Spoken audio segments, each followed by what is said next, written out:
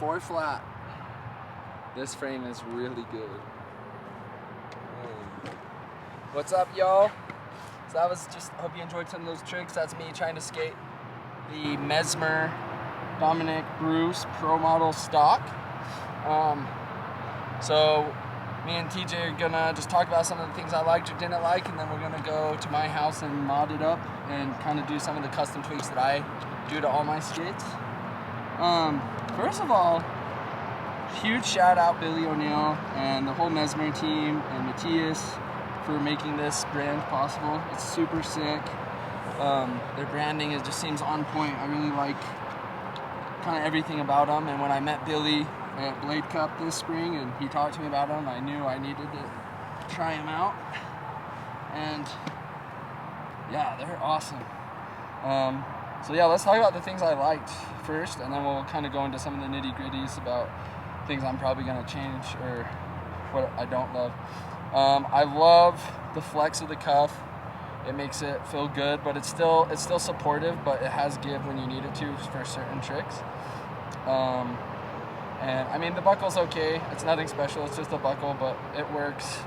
And then all the hardware and everything on this feels pretty solid. That brings me down to the sole plate. The sole plate is pretty amazing. It looks like a streamlined, like kind of more old school, like smaller sole plate, kind of like the M12 or the Colt or something like that, but it's sneaky because it feels like it gives you more surface area than those. I measured, it is a few millimeters bigger, but it feels just like the big clunky modern ones. So whoever engineered that sole plate, kudos to you guys. It feels really, really good. This frame, I don't normally skate flat, but for flat skating, I think this might be one of my favorites because I was able to do almost all my tricks with this frame. Definitely makes you a little more timid, knowing you quite a bit more consequence with wheel bite, but sometimes it's fun to have a flat setup around that you can throw on and remind yourself that you can skate legitimately, or whatever the purists say. But skating flat was fun. I liked it.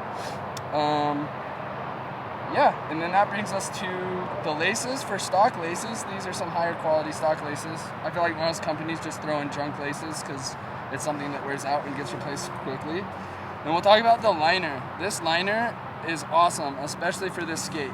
So, rumor had it that the old liners that came in the version 1 Bellino were really, really thick and took up a ton of space and were pretty painful, even if you heat molded them. So this honestly, out of the box for a stock skate, was the most comfortable skate I've ever had. My feet still feel fine. I could have stayed in them another hour if I wanted to. Everything just feels really premium. Like, the liner's very comfortable. It's low profile, so it gives you extra space, but it still has plush cushioning. When I talked to Billy at Blade Cup, he said that they kind of took a little bit of notes from several different liners that they liked and kind of made this one, and I think you did a really good job, guys. I think it works great for this shell specifically, but I think that it will be good in probably a lot of my other skates as well. But let's talk about some of the things about this liner.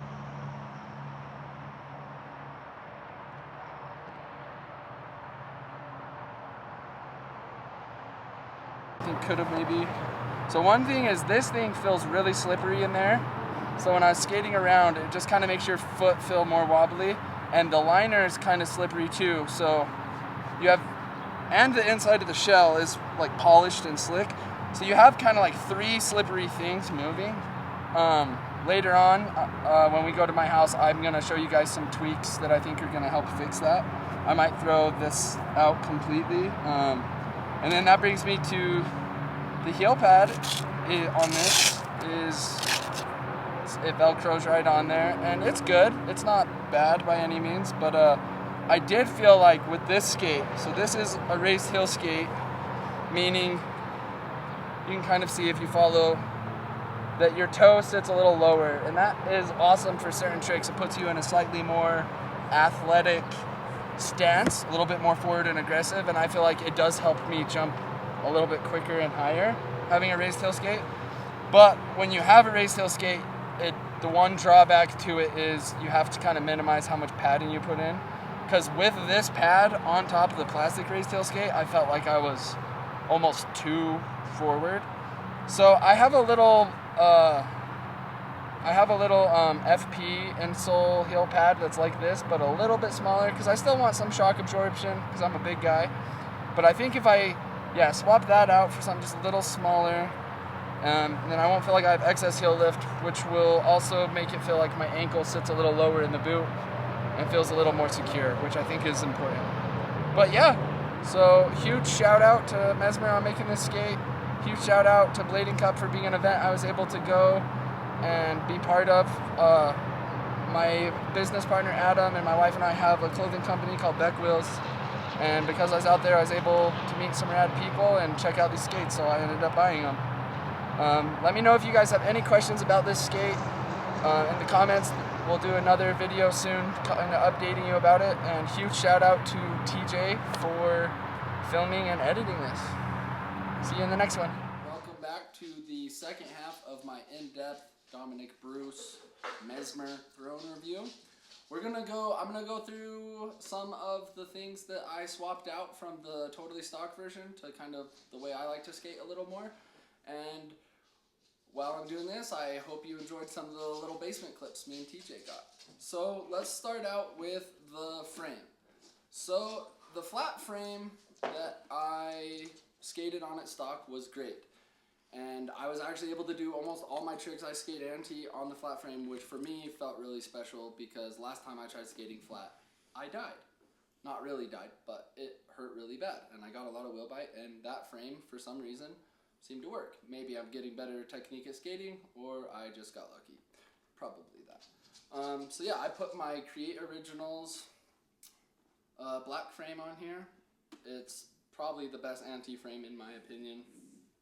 H-block's good, it skates good right out of the box. And then I went ahead and put my Moonshine UHMW anti-rockers that have bearings and roll. That's awesome, because if you do hit a crack or something, it will actually roll. But it's UHMW, so grinding is super forgiving and you don't have to worry about wheel bite half as much. And then I just have the Gods Michael Prado wheels. I know I own a wheel company called Beck Wheels, but for the color scheme, I just wanted black wheels. And we haven't made any black wheels yet, so I had these laying around, threw them on there. Now, the sole plate is the exact same, obviously, as the Dominic Bruce one that came, but I just thought a black and green color scheme was going to look sweet. So I have the black John Bellino sole plate, the artwork on there is cool, and because of that, I've decided to call this skate the Mesmer Brulino. So the Bruce boot with the Lino sole plate. Maybe I'll do a vice versa one, get the black boot with a green sole plate and call it the Belusi or something like that. Kind of cheesy. Which brings me up to the Cocoa strap. I don't like most buckles. They chip and break, and they also cut up your pants if you pull your pants over your cuff. So I switched it out for this awesome Velcro Cocoa. I think it looks good, feels good. It's pretty simple. Now, we're going to get into the stuff I kind of like really nerded out and modded. So we'll talk about the liner first. So one of the first thing about the liners was the heel pad that was on stock felt like I was really lifted, like tipping over forward. So I swapped that out for a little FP one. I put the Velcro on myself and then just kind of slapped it on there. And it helps with a little bit of shock absorption, but you don't feel it lifting you to the sky. So I think that's a win-win, and it's green, so it looks good. And then the other problem I had was it felt like the liner was just really slippery, and I was slipping around. And I know that Ricardo Lino talked about just removing this plastic thing out of there. But for me, my OCD couldn't do that because it does cover up the hardware, and I feel like it does protect your liner from stuff. So what I did was I put some gaff tape in the bottom of the shell, which gives it just a little bit extra friction so that the plastic thing doesn't rub around on that. And then to make the liner not rub around on the plastic, I took some shoe goo, actually, and You'll see on like some higher end like aftermarket liners like the Intuition Premium and the Rossi's RL1 that they have kind of anti-heel slip stuff on like the spine, made out of like urethane or whatever. So what I did is I got some shoe goo and I just laced it up. I didn't go crazy with it. I just put a little strip of shoe goo up and down that, which makes it so my foot doesn't slip out of the back of the shell. And then I put just a little bit under here because this is the slippery part that felt like it was slipping all over. And I don't know if you can see that. There's a little bit of sheen. But yeah, I just smeared some shoe goo and it works great. It worked perfect, just how I wanted it to, that's always fun when you mod something and it works how you're expecting. Then, you don't have to do this, but my feet are really picky, so I swapped out my footbed for this is a custom ski boot footbed. And I've been wanting it to work with several of my other skates, but the volume of the skate just hasn't been the right match for any of my other skates. But this is the first skate that I was able to use this, and it worked great. I loved that. So I'm not saying that custom footbeds are necessary. I think they're actually, to some extent, kind of overrated. But this custom footbed for me in this skate worked really good. So that was just something that I did. And yeah, that's all the changes I made. And yeah, it skates just as good or better anti-rocker as it does skating flat, and I loved how it skated.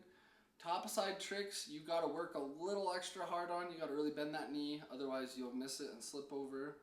H-block tricks work just fine, but same thing as topsides. If you're trying to royale or farve, you really gotta bend those knees to get the sole plate and groove to engage the way you want, which is good. Helps keep you honest. I've been riding some pretty large sole plate skates that are really low to the ground, like the SL and the Rollerblade Blank, which is awesome. I was able to learn a lot of tricks and gain confidence, but I think it's made me kind of lazy and sloppy in some ways. Sloppy boy? He knows. One thing that really surprised me about this skate, it actually blew my mind, is the negative space doesn't look that big. Like, the sole plate in general is maybe only a couple millimeters bigger than an M12 sole plate, which is probably the smallest sole plate on the market. So this isn't that much bigger than small.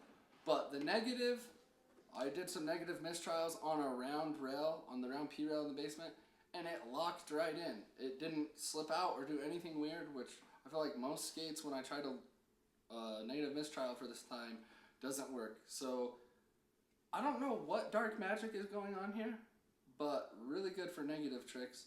And the positive tricks are great too. You do gotta just make sure that you're kind of paying attention and you're on your game. And yeah, that's pretty much all I have to say. That's my review of the Mesmer Dominic Bruce skate and kind of some of the things I did to it to make it personally how I like it. Let me know. Did you agree with anything I said? Do you disagree? Did I miss anything? Let's have a conversation about it. Just want to throw a quick shout out to my wife for getting me these for my birthday. Thank you, Cass. Welcome. A huge shout out to all the people involved with Beck that help us with that business, and a huge shout out to TJ for shooting and editing this. He's the man. Stay tuned because he's going to be pumping out a lot of sick content here soon.